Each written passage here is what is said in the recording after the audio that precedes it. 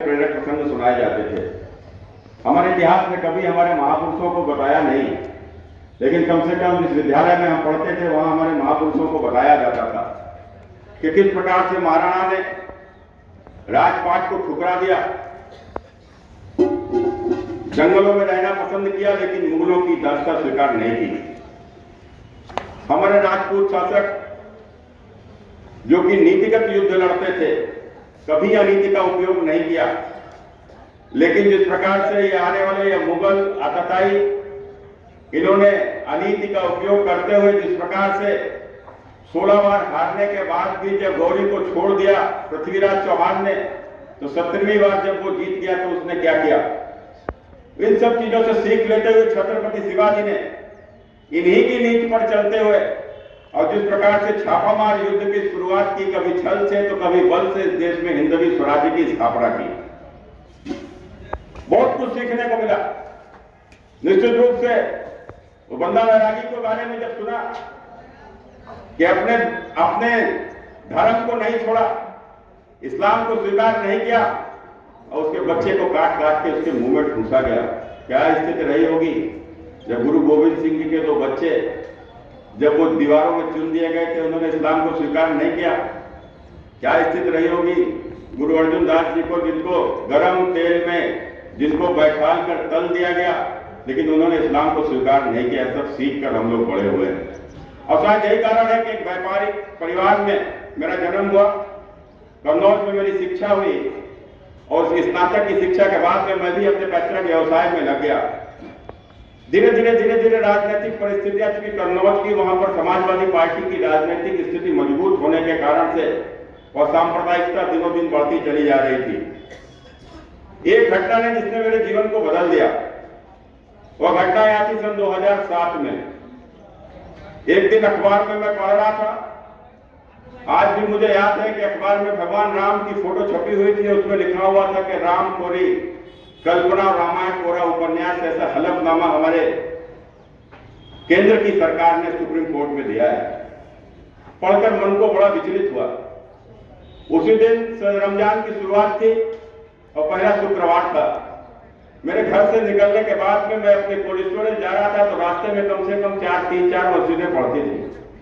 हर मस्जिद के बाहर मैंने देखा था कि 200-250 मुस्लिम युवक जो है टोपी लगाकर मस्जिद से नमाज पढ़कर निकल रहे थे।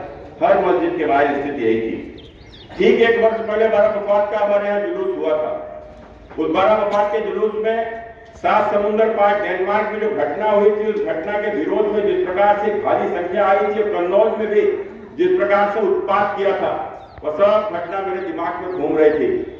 मैं लेटा दोपहर में अपने कोल्ड स्टोरेज में जब मैं आराम कर रहा था, तो वहां के ऊपर यह बात मेरे मन में घूमती रही कि ये पैसा या दौलत ये किस काम की है।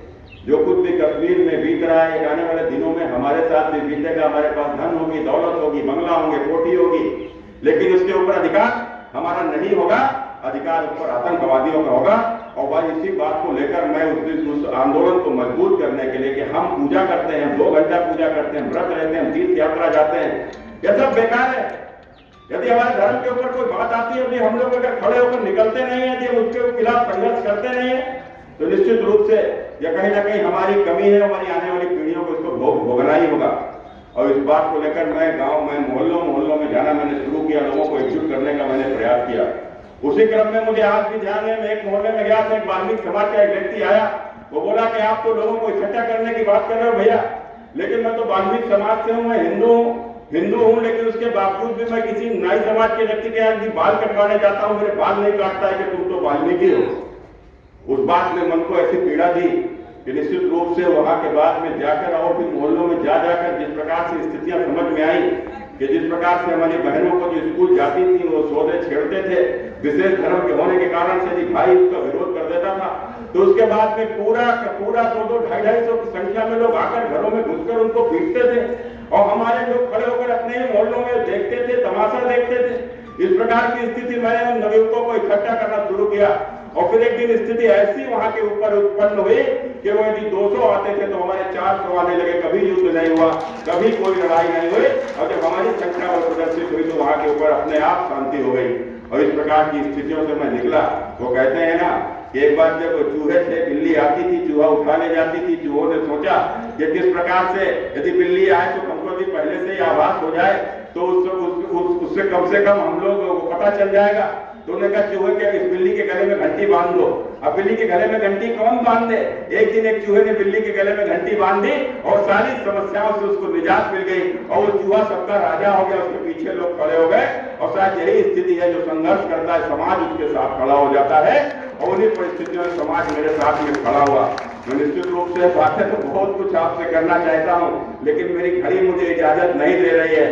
मैं आप सबके बीच में मैं यही बात करते हुए कि जिस प्रकार से आज हमारे देश में आज मेरे अपना नजरिया है कि लोग कहते हैं मैं सन 2000 में भी आया था यहाँ काशी में, और जब मैं सन 2000 में काशी में आया था तो उस समय पर मैं बाबा के दर्शन करने जब गया था, मैं एक छात्र था और जिस प्रकार से धक्का देकर मुझे मंदिर तक पहुंचा था और जिस प्रकार से गलियों में गंदगी थी, मेरी दोबारा उस मंदिर में जाने की हिम्मत नहीं थी।